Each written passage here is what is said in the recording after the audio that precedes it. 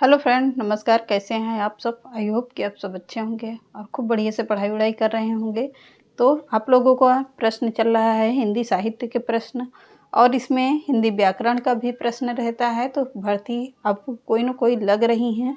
Super TET आप लोगों को देखने को मिलने वाला है बहुत ही जल्द।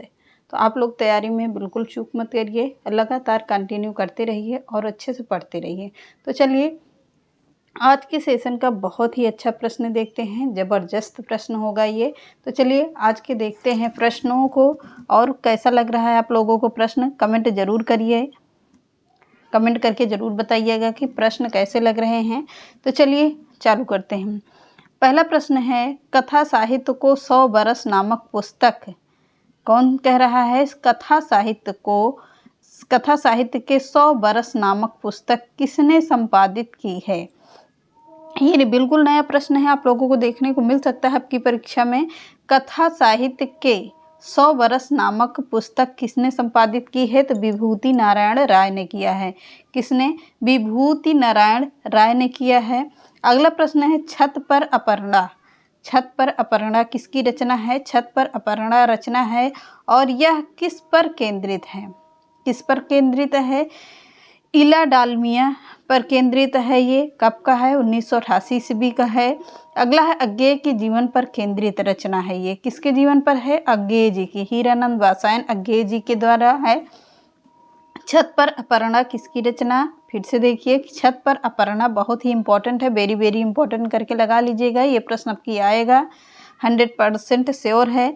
छत पर अपर्णा किसकी रचना है और यह किस पर केंद्रित है? तो इला डालमिया पर केंद्रित है। कब का है? 1988 ईस्वी पर है। 1988 ईस्वी की है। किसके जीवन पर है? तो अज्ञेय जी के जीवन पर केंद्रित रचना है। अगला है, उपन्यास पापा के जाने के बाद। उपन्यास है कौन सा? पापा के जाने के बाद। किसका है? उपन्यास है पापा के जाने के बाद। किसका उपन्यास है? तो प्रकाश मनु का है। कब का है? 1998 ईस्वी का है। ईमानदार एवं कला के प्रति समर्पित चित्रकार वसंत देव की संघर्ष गाथा इस उपन्यास में चित्रित है। क्या क्या है? आज के प्रश्न बहुत ही अलग तरीके के हैं, कि आप लोगों को अलग तरीके के प्रश्न इसमें हैं कि किसके जीवन पर कौन सी आधारित रचनाएं हैं और कहाँ पर है, किससे संबंधित है, किस लिए है। तो पूरा इसमें देखने को मिलेंगे। एक एक पॉइंट करके ही होगा, पर इसमें पूरा विवरण करके दिया गया है। अगला है, पाही घर। पाही घर उपन्यास की कथा वस्तु किस पर आधारित है? पाही घर उपन्यास की कथा वस्तु किस पर आधारित है? तो कमलाकांत त्रिपाठी पर आधारित है। ये कब का है? 1991 ईस्वी की रचना है। ये सन 1991 से लेकर सन 1857 की घटना का त्रासद राष्ट्रीय अनुभव पर आधारित यह उपन्यास है। कब की घटना पर है आधारित? तो 1857 ईस्वी की घटना के त्रासद राष्ट्रीय अनुभव पर आधारित यह उपन्यास है। इम्पॉर्टेंट है, नोट करिएगा। अगला है, मनोहर श्याम जोशी। मनोहर श्याम जोशी का वह कौन सा उपन्यास है जो प्रसिद्ध है? मनोहर श्याम जोशी का वह कौन सा उपन्यास है जो प्रसिद्ध है? भुआल सन्याल। कौन सा है? भुआल सन्याल। यह एक कथा पर आधारित है। क्या यह एक कथा पर आधारित है? किस? मैं कौन हूँ। मैं कौन हूँ 2006 ईस्वी में माना गया है। अगला है, रामायण के अरण्य कांड। अरण्य का पर्यायवाची क्या होता है? जंगल का पर्यायवाची है क्या? अरण्य। रामायण के अरण्य कांड पर आधारित उपन्यास का नाम बताइए। कौन सा है? यानी जंगल कांड में पंचवटी आई थी राम भगवान के, उसमें पंचवटी में कुटिया बनाकर कौन? राम भगवान लोग रहते थे। तो अरण्य कांड के जीवन पर उपन्यास है पंचवटी। ऐसे करके याद करिएगा, कुछ लॉजिक भी लगाइएगा। कुछ लॉजिक लगाकर याद करेंगे तो सभी रचनाएं याद हो जाती हैं। अरण्य कांड पंचवटी 1999 को। किसका है? तो प्रणव कुमार बंदोपाध्याय का है। किसका उपन्यास है? प्रणव कुमार बंदोपाध्याय की रचना है ये। कौन सी? पंचवटी। किस पर आधारित है? अरण्य कांड पर आधारित है। अगला प्रश्न है, रामायण के अयोध्या कांड पर आधारित उपन्यास है। रामायण के अयोध्या कांड पर आधारित उपन्यास का नाम क्या है? पदातिक। कौन सा है उपन्यास? पदातिक। कब का है? 1995 का है। इसको भी किसने लिखा है? प्रणव कुमार बंदोपाध्याय ने लिखा है। ये दोनों रचनाएं इंपॉर्टेंट है, नोट जरूर कर लेना और याद कर लेना। अयोध्या कांड पर आधारित उपन्यास पदातिक है। क्या? पदातिक है, 1995। लेखक कौन होंगे? प्रणव कुमार बंदोपाध्याय। अगली रचना है सफेद मेमने, जो मणि मधुकर का उपन्यास है। सफेद मेमने किसका है? मणि मधुकर का उपन्यास है। किन जातियों की लोक कथा है इसमें? तो राजस्थान के नेगिया, बराऊ, गवासी जैसी जनजातियों की इसमें क्या है? कथा है। किसकी? नेगिया, बराऊ, गवासी जैसी लोक जातियों की या लोक गाथा की कथा है इसमें। यानी कि इसमें नेगिया जाति है, बराऊ जाति है, गवासी जैसी जनजातियों को केंद्र में रखकर सफेद मेमने का यह कथा लिखा गया है, यानी उपन्यास लिखा गया है। क्लियर हुआ? आगे बढ़िए। अगला है 9वीं रचना होगी, 9वीं लाइन है पंक्ति नर हो ना निराश हो करो मन को। यह पंक्ति किसी चैप्टर में है, किसमें है? 6 में है शायद। पंक्ति है क्या? नर हो न निराश करो मन का, अबला जीवन है तुम्हारी यही कहानी। वही मनुष्य है जो मनुष्य के लिए मरे, परंतु यो मरो की याद करे सभी जैसी पंक्तियां किस राष्ट्र कवि की है? तो किसकी है? मैथिली शरण गुप्त की है। पंक्ति क्या है? इम्पॉर्टेंट है, वेरी वेरी करके इम्पॉर्टेंट लगा लीजिएगा। कौन सी पंक्ति है? नर हो न निराश करो मन को, अबला जीवन है तुम्हारी यही कहानी। वही मनुष्य है जो मानव के लिए मरे, परंतु यूं मरो की याद जो करे सभी जैसी पंक्तियां किसकी है?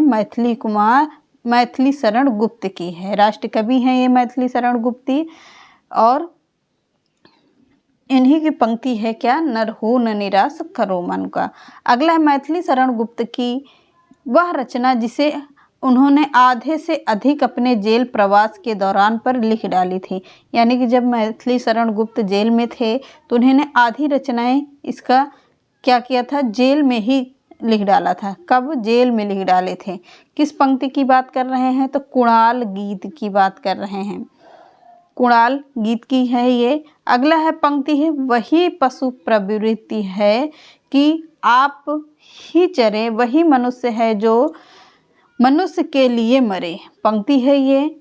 पंक्ति क्या है? यही पशु प्रवृत्ति है कि आप ही चरे, वही मनुष्य है जो मनुष्य के लिए मरे। पंक्ति है ये मैथिली शरण गुप्त की है, ये भी इम्पॉर्टेंट है। अगला है ब्रज भाषा के रसी केंद्र के नाम से, किसके? रसिकेंद्र के नाम से हिंदी का कौन सा कवि कविता लिखता था? ब्रज भाषा में रसिकेंद्र के नाम से हिंदी का कौन सा कवि कविता लिखता था? तो मैथिली शरण गुप्त लिखता था। अगला है साहित्य सदन प्रेम चिरगांव की स्थापना किसने की थी? तो साहित्य सदन प्रेम चिरगांव की स्थापना मैथिली शरण गुप्त ने की थी। कब किया है? तो 1920 ईस्वी में किया है। कब किया है? 1920 ईस्वी में किया है। इम्पॉर्टेंट है, इसको भी नोट करिएगा। अगला है मोहम्मद साहब का कागा। मोहम्मद साहब का काबा और करबला सिख गुरुओं पर गुरुकुल तथा कार्ल मार्क्स की पुत्री जैनी पर कविता लिखने वाले हिंदी का कवि कौन है? तो किसने किया है? मैथिली शरण गुप्त ने किया है। मैथिली शरण के गुप्त के ऊपर सारी रचनाएं आज इसमें हैं। ज़्यादा ही मैथिली शरण गुप्त से ली गई हैं, क्योंकि मैथिली शरण गुप्त के बारे में बहुत ज़्यादा प्रश्न आते हैं। तो पूरे चैप्टर वाइज हैं। मैथिली शरण गुप्त रचनावली जैसे कौन सा है? मैथिली शरण गुप्त रचनावली जैसे कृष्णदत्त पालीवाल ने संपादित किया है। किसने? कृष्णदत्त पालीवाल ने संपादित किया है। कितने खंडों में किया है? तो 12 खंडों में किया है।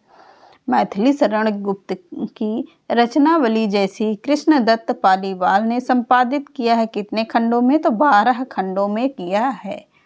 अगला प्रश्न है मध्य प्रदेश सरकार ने 3 अगस्त को किसके जन्म दिवस को कवि दिवस के रूप में मनाती है? तो मध्य प्रदेश सरकार किसके बारे में कह रहा है? मध्य प्रदेश सरकार 3 अगस्त को किसके जन्म दिवस की कवि दिवस के रूप में मनाती है? तो मैथिली शरण गुप्त के। मैथिल कोकिल किसे कहा जाता है? मैथिली शरण को कहा जाता है।